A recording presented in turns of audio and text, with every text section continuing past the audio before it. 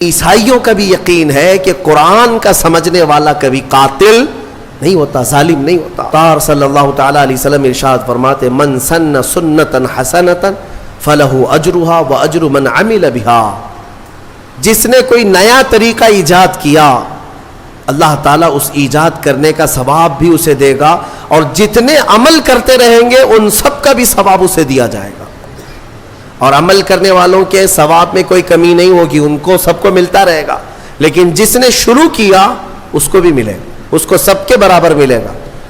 وَمَن سَنَّ سُنَّةً سَيِّئَةً فَلَهُ وِزْرُهَا وَوِزْرُ مَنْ عَمِلَ بِهَا، اور میرے آقا صلی اللہ علیہ وسلم فرماتے ہیں جس نے کوئی برا طریقہ اختیار کیا، ایجاد کیا، تو اس برا کرنے کا گناہ تو ہے ہی، لیکن اس کا دیکھا دیکھی جتنے لوگ گناہ کرتے جائیں گے ان سب کا گناہ بھی اس ایجاد کرنے والے کو دیا جائے گا۔ سوچو اے نوجوانوں، کئی لوگ ایسے ہیں جو نت نئے کام شروع کرتے ہیں اور اس کے بعد پورے نوجوان اس کی پیروی میں لگ جاتے ہیں۔ تم کیا سمجھتے ہو کہ آج تم بے ستر ہو کر کے گھومنے لگے، کپڑے پھاڑ کر کے ستر دکھا کر کے گھومنے لگے تو تم تو یہ سوچتے ہو یہ فیشن ہے، لیکن تمہیں اندازہ نہیں کتنے بچے اس کی نقل کرتے ہیں۔ تمہیں دیکھ دیکھ کر کے جتنے بچے نقل کریں گے، جتنے حرام کرتے رہیں گے، ان سب کے حرام کا گناہ تمہارے سر پر آئے گا۔ شروعات تم نے کی ہے، شروعات جس گناہ کی بھی تم کرو گے اس کا گناہ بہت طویل ہے۔ اسی طرح سے کچھ لوگ ہنسی مذاق میں کچھ ایسے کاموں کی ابتدا کر جاتے ہیں جو ہمیشہ ہمیش کے لیے لوگ اس کی تقلید کرتے رہتے ہیں اور اس کے پیچھے چلتے رہتے ہیں۔ یہ گناہ ہے، اور اس گناہ کا وبال اور اس کا پورا بوجھ شروع کرنے والے پر ہوتا رہے گا۔ اس لیے میرے عزیزوں، خدا را کبھی اپنی طرف سے کوئی ایسا برا کام مت ایجاد کرنا کہ جو کنٹینیو ہو جائے اور پھر تمہاری نقل کرتے کرتے ہزاروں نہیں لاکھوں لوگ اس گناہ میں مبتلا ہو جائے۔ ہو سکے تو کوئی ایسا نیک کام شروع کر کے جاؤ، کوئی ایک نیک کام شروع کر کے جاؤ کہ جتنے وہ کام کرتے جائیں گے وہ سب کا ثواب تمہیں ملتا رہے گا۔ ہم نے دیکھا ہے بزرگوں نے جو بھی کرنا شروع کیا تو کوئی نہ کوئی نیکی ہی ہمارے معاشرے میں ڈالی ہے، کوئی نہ کوئی نیکی ہی شروع کی ہے۔ آج پوری دنیا میں جہاں جہاں بھی جاتا ہوں دیکھتا ہوں، ہندوستان بھر کے ہر خطے میں، ہر علاقے میں چھوٹی چھوٹی گلیوں سے بھی بچے نکلتے ہیں، ہمیں دیکھتے ہیں تو لبیک یا رسول اللہ کہتے ہیں، لبیک یا رسول اللہ، لبیک یا رسول اللہ، یہ نعرہ لگاتے ہیں۔ اس نعرے کو دینے والا ایک مرد قلندر خادم حسین رضوی تھا، سب کو پتا ہے، دنیا جانتی ہے، ایک نئے کام کی ابتدا کیا تھا اور وہ تو قبر میں سو رہا ہے۔ لاکھوں جو نعرہ لگاتے ہیں سب کا ثواب اس کی قبر میں پہنچتا رہے گا۔ ہو سکے تو کچھ ایسا کرو کہ جس سے تمہاری قبر میں اجر کا سلسلہ کنٹینیو ہو جائے، ایسا نہیں کہ گناہوں کی شروعات کر دیا۔ نعوذ باللہ من ذالک، کئی نوجوانوں کو ہم نے دیکھا کہ ان کو جو کچھ بھی ملا ہے، ارے بڑے پڑھے لکھے نوجوان، ان کی پوری راتیں، ان کا پورا دن ٹک ٹاک پہ گزرتا رہا ہے، مجرے کرنے میں، ننگے ہونے میں، نئے کام شروع کرنے میں۔ ایسے نوجوانوں کو دیکھا جو مخنث بننا پسند کرے، ہجڑا بننا پسند کرتے ہیں، صرف لوگوں کو ہنسانے کے لیے، دکھانے کے لیے، مرد عورتوں کا لباس پہن کر کے، عورتیں مردوں کا لباس پہن کر کے ناچ کر کے دکھائے۔ ہم نے پوچھا یہ کیا ہے، اس سے ہوتا کیا ہے؟ کہا بس منورنجن ہے۔ کہا پھر تیار رہو قبر میں سارے منورنجن کے لیے۔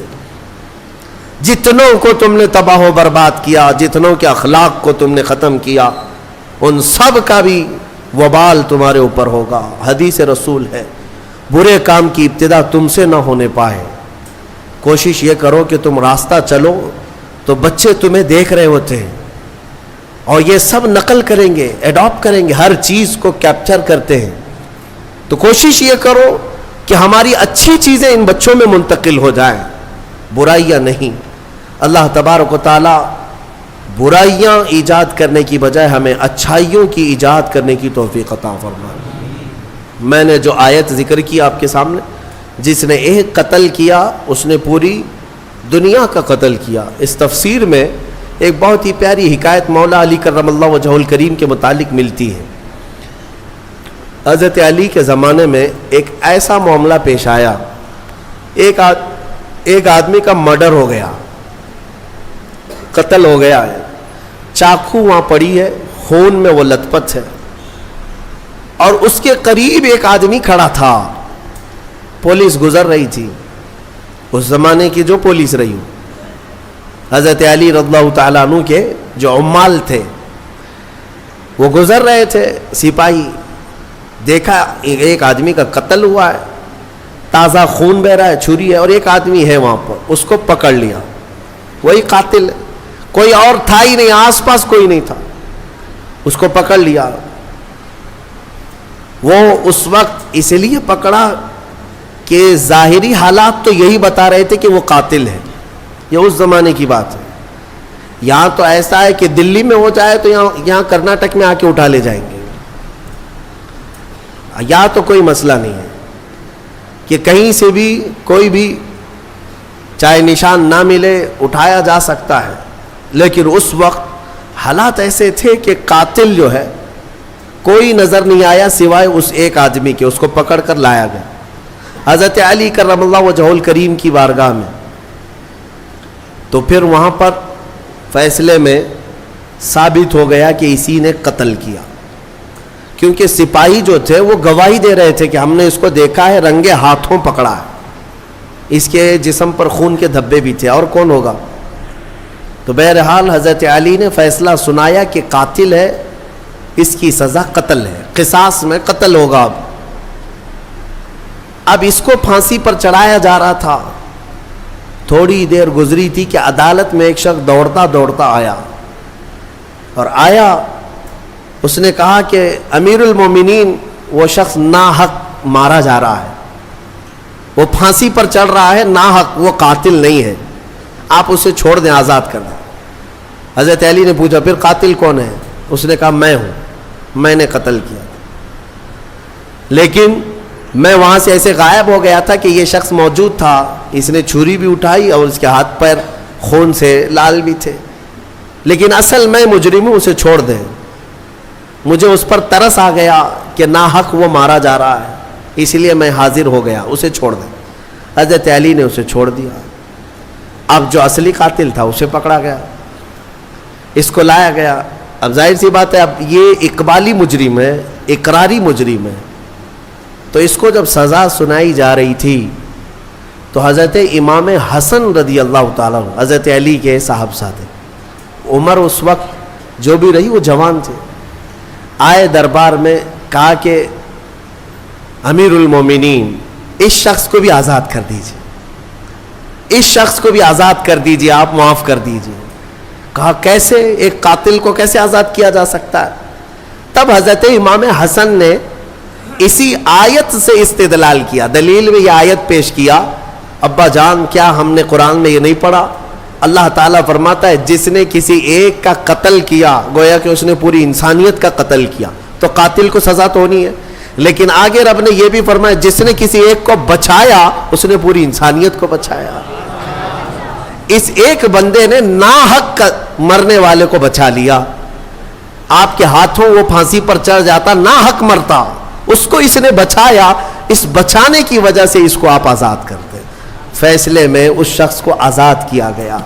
میرے عزیزوں، یہ آیت کریمہ سے میں یہ بتانا چاہوں گا کہ الحمدللہ اسلام نہ کبھی آتنک، نہ دہشت، نہ ٹیرر جیسے الفاظ کا اپیوگ کرتا ہے، استعمال کرتا ہے، اور نہ ہی ہم نے کبھی اپنی ڈکشنریوں میں اس کو دیکھا ہے۔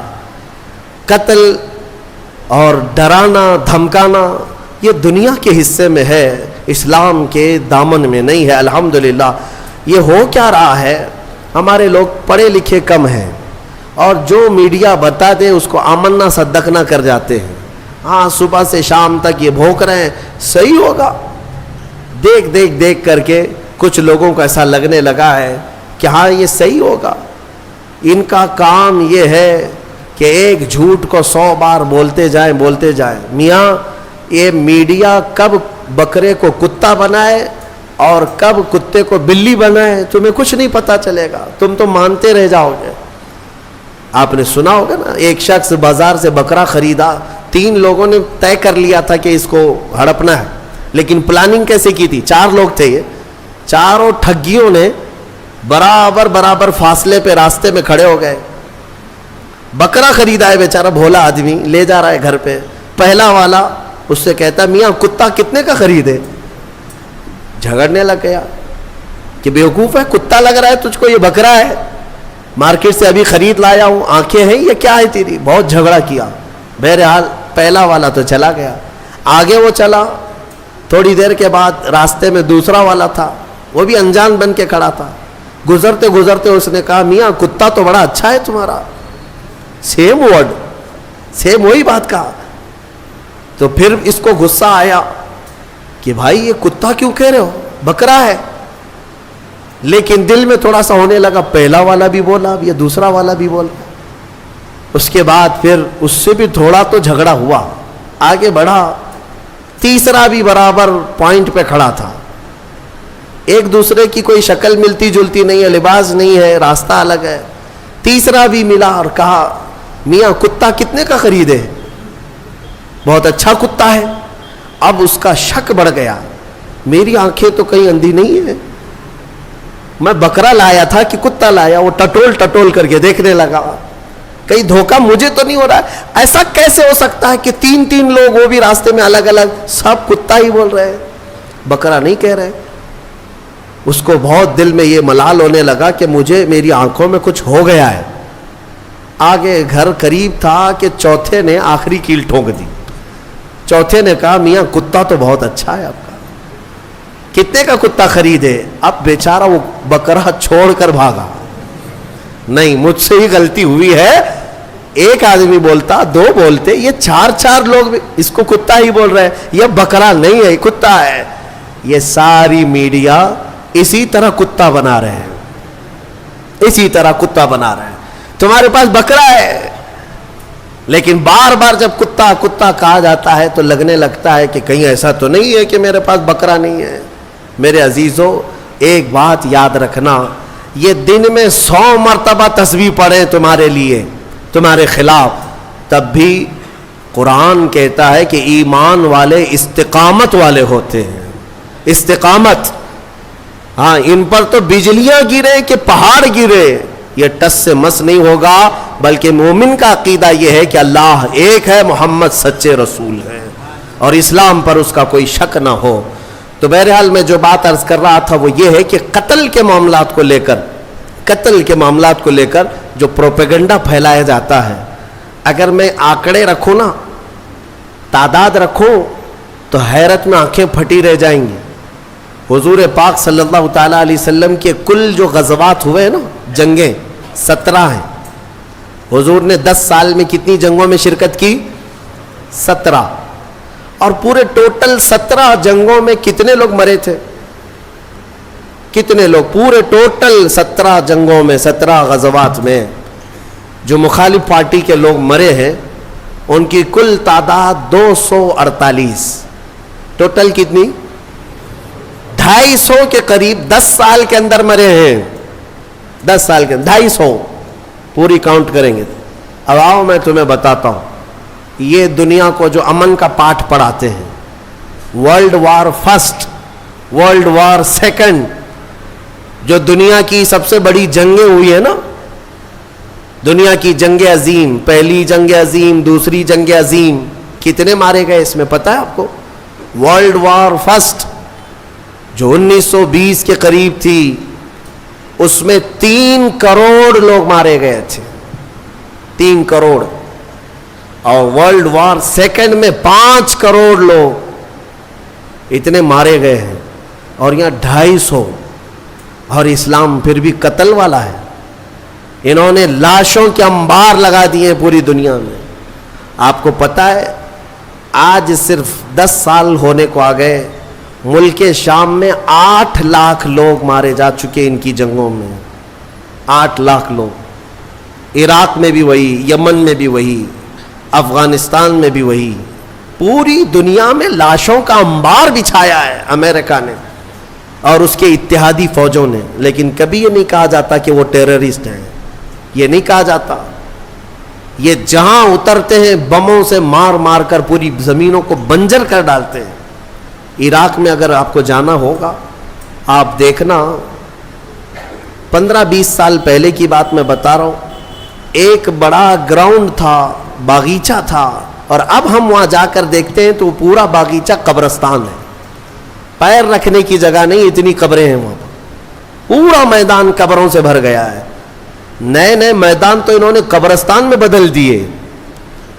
اے مسلمانوں ذرا مطالعہ کرو, دنیا یہی ٹھگی بنا رہی, یہ ٹھگی ہے, خود کا دامن ناپاک ہے, قتل سے ان کے خون, ان کے ہاتھ رنگے ہیں, لیکن دنیا اسلام کو اور مسلمانوں کو قاتل بتانے میں کوئی شوشہ نہیں چھوڑتی, کوئی شوشہ نہیں چھوڑتی. الحمدللہ یہاں دین اسلام میں جانوروں کو بھی مارنے کا حکم نہیں ہے. ہاں یہ بات یاد رکھ لیں, ہر چیز کا حساب ہونا ہے. جو قتل ہوئے جنگوں میں وہ ظاہر سی بات ہے, وہ اصول تھے کہ جس نے تلوار اٹھایا اس کے خلاف جنگ تھی, باقی کسی کے لیے نہیں. گھر میں بیٹھے ہوئے آدمی کو جا کے مارنے کا حکم نہیں ہے. کسی پر جا کر اٹیک کرنا, سوسائڈ بم لگانا, یہ اسلام کے طریقے ہے ہی نہیں. لہٰذا اس تھیوری کو ہمیشہ سمجھا کریں, دنیا جو پڑھا رہی ہے وہ غلط ہے. قتل کے ساری داستانیں انہوں نے لکھی ہیں, اسلام کا دامن اس سے پاک ہے الحمدللہ. قتل کی یا مرڈر کی تعلیم اسلام نہیں دیتا. ہاں چند جماعتیں جو ابھی پوری دنیا میں مسلمان نام سے پنپتی ہیں, میں یقین کے ساتھ کہتا ہوں ان کا اسلام سے کوئی تعلق نہیں, چاہے وہ IS ہو یا پھر لشکر یا کوئی دوسری تنظیمیں جو ناحق مسلمانوں کا خون بہاتی ہیں یا ناحق کسی پر اٹیک کرتی ہیں. اسلام کا یہ طریقہ کار ہے ہی نہیں, اور یہ حقیقت میں انہی کے پالے ہوئے لوگ ہیں, انہی کے پالے ہوئے لوگ. ہم نے عراق میں سنا بھی ہے, معلوم بھی کیا ہے, یہ آئے کہاں سے تھے. یہ IS اور داعش, یہ سب کے سب انہی یہودیوں اور امریکہ کے پیدا کیے ہوئی جماعتیں تھیں, ان کو سپورٹ وہیں سے تھا. باقی ایک بات میں آپ کو بتا دیتا ہوں, ایک عیسائی پادری گزر رہا تھا اپنی 2 بیٹیوں کے ساتھ کار میں. توجہ چاہتا ہوں, بہت اہم بات ہے. وہ کار میں جا رہا تھا اور کچھ گن لے کر کے کھڑے تھے, گن لے کر کے, بڑی بڑی داڑیاں تھی, اسلامی لباس تھا, اور وہ جس کو دیکھو اس کو مار رہے تھے راستے میں. بیچ راستے میں اس عیسائی پادری کو بھی روک دیا انہوں نے, 2 بیٹیاں بھی تھی اس کے ساتھ. اتارا, کہا کہ تو مسلمان ہے یا غیر مسلم ہے. اس نے کہا میں مسلم ہوں. اس نے کہا میں مسلم ہوں. کہا تو پھر قرآن پڑھ کے دکھا. تو اس نے پڑھنا شروع کیا, بائبل پڑھا اس نے, عربی میں جو بائبل تھی وہ پڑھا. پڑھنے کے بعد انہوں نے کہا ٹھیک ہے جاؤ, تمہارا راستہ ٹھیک ہے, کلیئر ہے. وہ آگے چل پڑا. اس کی بیٹیاں پوچھنے لگی بابا آپ کو تو قرآن آتا نہیں, آپ تو بائبل پڑھے اس کے سامنے. اس عیسائی نے کہا بیٹا میرا یقین ہے قرآن کا پڑھا ہوا اگر ہوتا تو ایسا ظالم کبھی نہیں ہوتا. اس کو قرآن آتا ہی نہیں, مجھے یقین تھا. اور قرآن اگر آتا تو ایسا ظالم نہیں بنتا کہ راستے میں کھڑے ہو کر ناحق لوگوں کا قتل کر رہا ہوتا. یہ ہوا اگر ہوتا تو ایسا ظالم کبھی نہیں ہوتا. اس کو قرآن آتا ہی نہیں, مجھے یقین تھا. اور قرآن اگر آتا تو ایسا ظالم نہیں بنتا کہ راستے میں کھڑے ہو کر ناحق لوگوں کا قتل کر رہا ہوتا. یہ عیسائیوں کا بھی یقین ہے کہ قرآن کا سمجھنے والا کبھی قاتل نہیں ہوتا, ظالم نہیں ہوتا. اللہ تبارک و تعالیٰ اس ظلم کی دنیا سے ہمیں آزاد فرمائے.